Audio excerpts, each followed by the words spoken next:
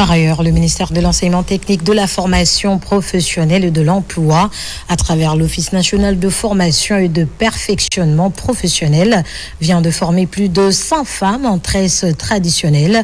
L'idée pour les initiateurs est de valoriser cette coiffure qui a tendance à disparaître au fil des générations. Le point avec Moussa Komara.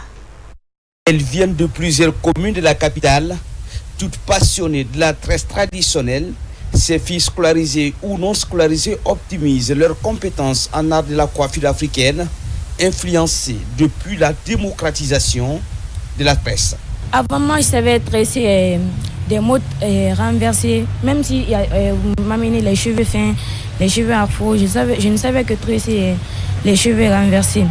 Maintenant, ici, j'ai appris à comment tresser les coups-cheveux sans se prendre la peine. Moi, c'est mèches que je tressais. Les tresses mèches, ça, je suis un peu forte dedans. Mais avec les tresses, l'autre, là, cheveux naturels, je ne savais pas le faire. Mais c'est ici, j'ai appris ça.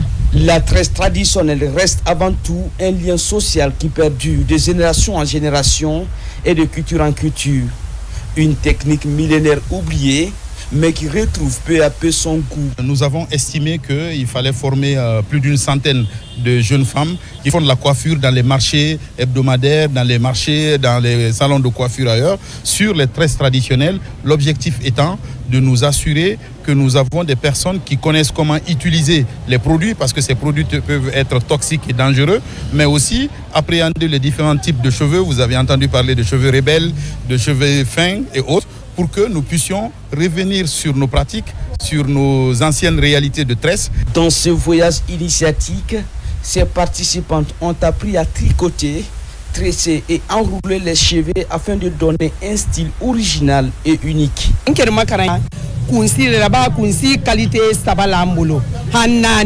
ont appris les 4 types de cheveux pendant la formation. La plupart d'entre elles ne connaissaient pas c'est quoi un cheveu fin, coupé ou rebelle, les produits qu'il faut pour se protéger. C'était leur première participation, mais j'ai vu des jeunes filles très engagées et passionnées de la tresse traditionnelle. C'est encourageant. Cette formation a duré 10 jours.